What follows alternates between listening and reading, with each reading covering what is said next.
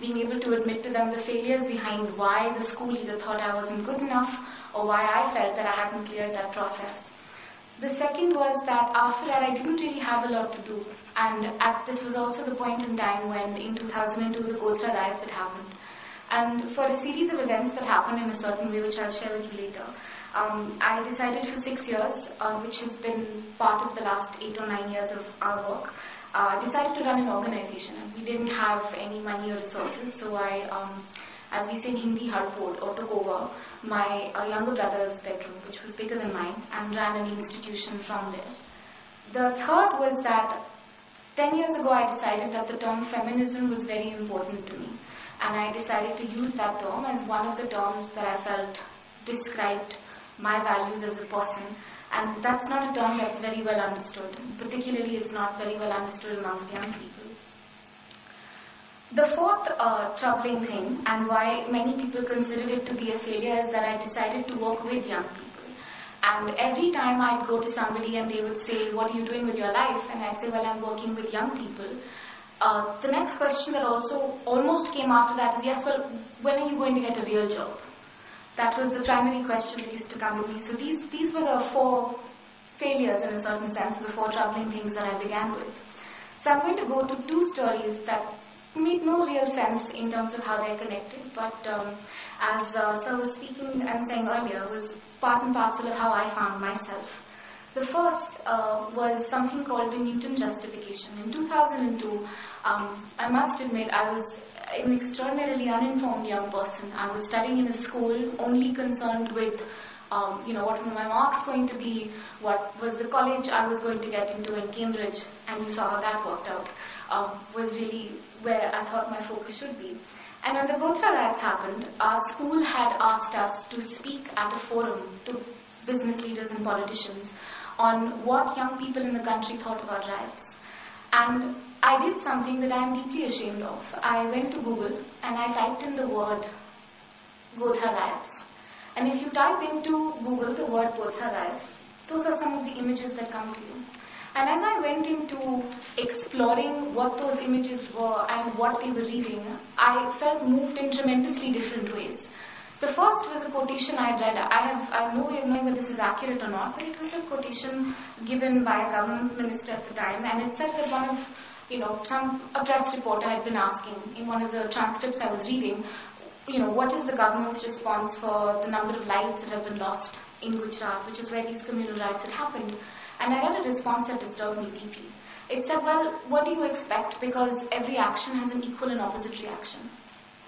And I remember thinking, in a country of 325 million young people in India, that's the number of young people there is in this country between 15 and 24 years of age, of which less than 10% have access to the kind of qualitative, gifted education that you and I are lucky enough to have.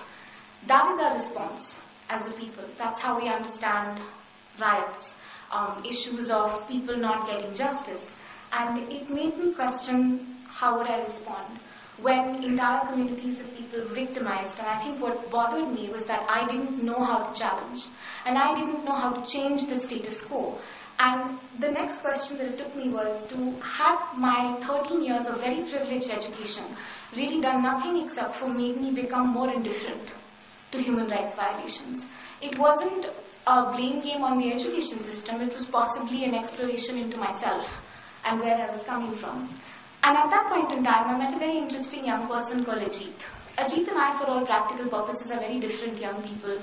I grew up in Delhi in a conservative Punjabi upper middle class family. Ajit grew up in Behrampur in Orissa, in a village, in a joint family. And he and I met over a cup of coffee when we were brainstorming about we would like to do something with young people. And a lot of my misconceptions about how young people were different in the country really got broken down that day. I think his sense of intelligence, his perceptiveness with how he challenged what young people could do for the country far rivaled mine.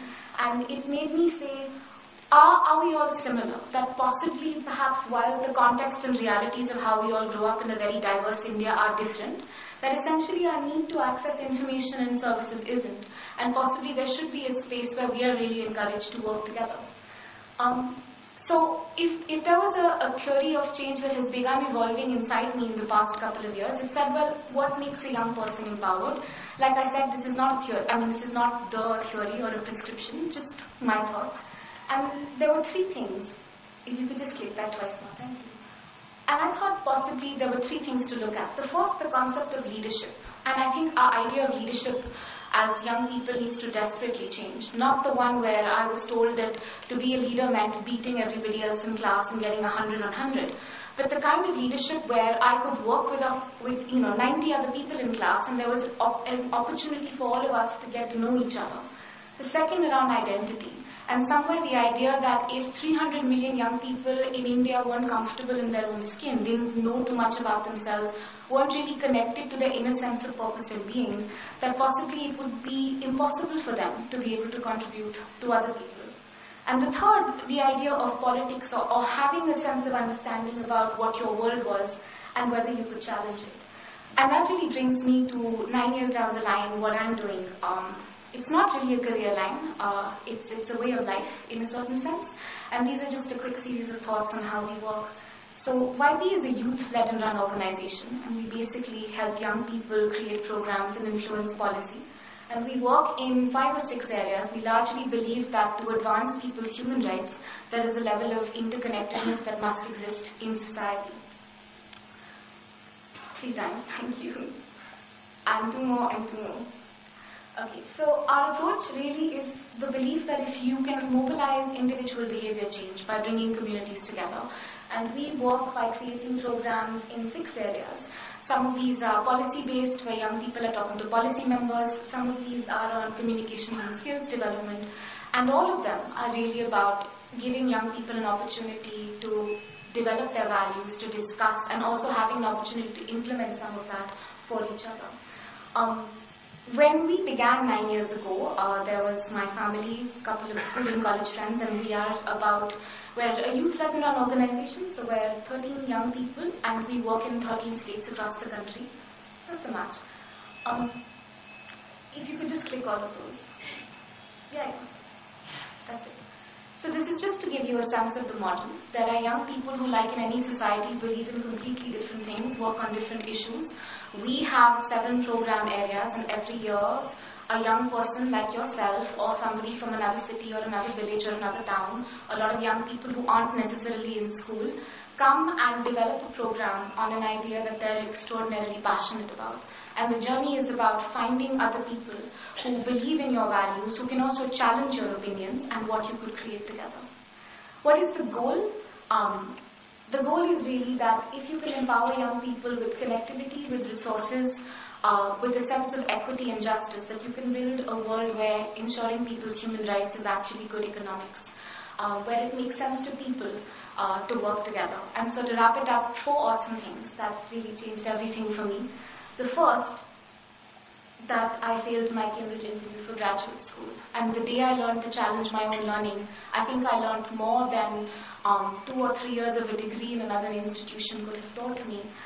The second, that for 6 years I ran an organization from my younger brother's bedroom. We only got an office a year and a half ago. My parents were extremely happy. My mother has finally reclaimed the bedroom, and her first point of celebration was to go and buy a carpet when we all exited. But I think the biggest learning in this was that sometimes we wait. We wait to say, do we have enough resources? Do we have enough money? Am I privileged enough? And I think sometimes being mad enough or foolish enough or passionate enough to just step out there and try something is interesting, because you never know where it could take you. The third, that I called myself a feminist. Whether that identity is important to another young person or it isn't, but I think I learned that the day I value myself, that I am of much more value to the people around me. And that I decided to bank my sustainability on young people. And I believe very much, as of last year, as for the UN definition, I'm no longer a young person at 26. But I believe very firmly that there is a sense of sustainability in working for and with other people, and that there's no way in the balance of life that could ever leave me in a position tomorrow where my career or my job isn't sustainable. And to end with, something that our organization wrote a while back, which I believe in, and it says, leaders in our generation don't need to be single individuals with exceptional brilliance. They need to be shared roles in communities, where whether we talk about policies or people, you recognize that investing in empowering people to build their own equity is key. And that when you invest in building the skills, knowledge and access that a young person has, you empower young people to create economic and resource equity in their own communities, not just for each other, but also for future generations to come. That's really our opinion with where we came. And thank you very much for listening so patiently.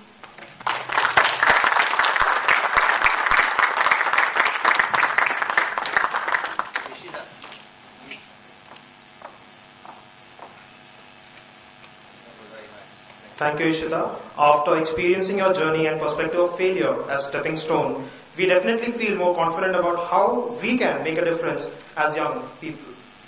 And your job is as real as any other job, however it's special. Yeah.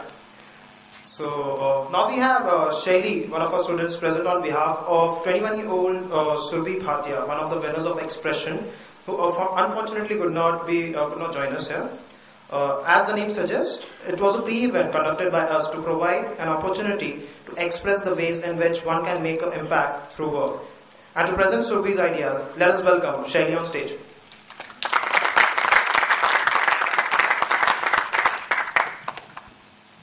Thank you, Chaturveer, and good afternoon to one and all. Surbhi Bhatia, age 22, she is one of our winners of Expressions. And I'm very fortunate to read her article on waste management and a more sustainable future. So this is how it goes. Have you ever thought twice before throwing away your garbage? The moment the garbage collector picks up the waste from our house, our responsibility is over.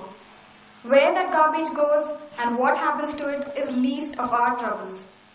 What we are unaware of is that the approximately 50 million tons of garbage that is being generated every year from our households and factories goes into most of our precious resources, that is landfills, water bodies or exposed to air.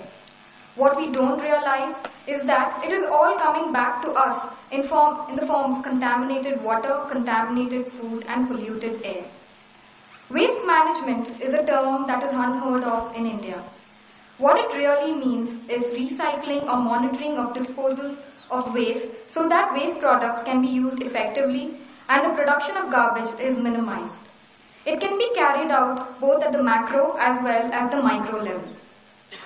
At the micro level, the easiest way to start with is segregation of biodegradable and non-biodegradable waste. At a household level, 80% of the waste generated by each household every single day is vegetative or biodegradable waste.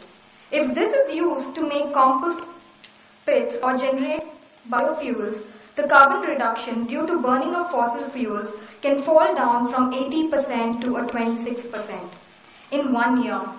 It is the cheapest and most effective waste management technique, and all that it requires is creating awareness among the citizens and giving them directions to segregate their waste. This technique is carried out in all the developed countries of the world and reduces the waste by a huge margin. At the macro level, India's carbon trading sector is growing faster than even information technology and BPO. It is estimated that India has transacted almost 30 billion carbon credits, the second largest in the world.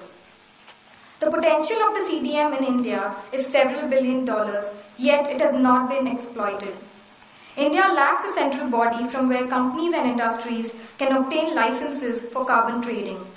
Right now, it is a cumbersome process where companies can obtain a contract from National Commodities and Derivatives Exchange, that is NCDEX, which cannot handle large volumes of carbon trade due to lack of policies and knowledge infrastructure. The actual reality is that several million tons of unprocessed waste in the form of plastics, electronic waste and harmful chemicals from developed countries is dumped in India. It is a cost-effective way for developed countries to dispose of their waste in developing nations and refrain from suffering the side effects of the waste. The impact of this waste on local people and environment is immense, and the repercussions are many, including plagues and diseases. A laptop is manufactured in Asia, used in America, and its electronic waste is dumped in India.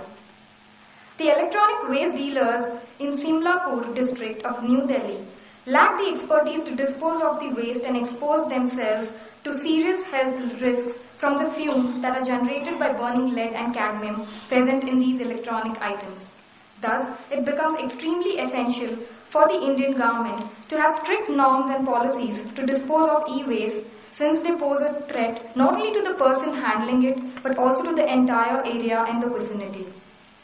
At an individual level, taking up such a mammoth task to carry out waste management techniques and convincing others to adopt them does not seem feasible. Yet, even though I do not have a business plan ready, I do have thoughts on setting up a waste management consulting firm to take up private and public sector projects and provide advisory services as to how to improve waste management techniques and generate carbon credits to earn monetary profits. I think if such a firm can provide end-to-end consulting and guide companies or PSUs to handle their waste effectively, it will be helpful. The real problem lies in the fact that the waste management sector, especially at the micro level, that is the households, lies in the unorganized sector that consists of kabadiwalas and the like. These run almost like a mafia, and it is very difficult to convince them of these techniques, as they would be least willing to adopt them due to lack of education and training.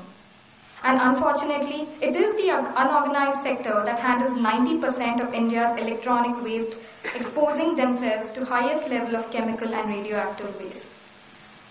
Till now, I have in my own small way tried to make some difference through my work as part of the Environment Society of my college. As part of the society, our team helped build rainwater harvesting plants in our college.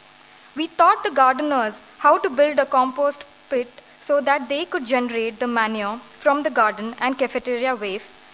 We collected the waste paper and recycled it. We held competitions to encourage students to build innovative crafts from waste products called Wealth from Waste, and we also went on many tree plantation drives. It is not something I or anybody else can do alone. We need to constantly innovate waste management techniques and generate as little waste as possible, reduce our carbon footprints, and depend less on non-renewable sources of energy. We all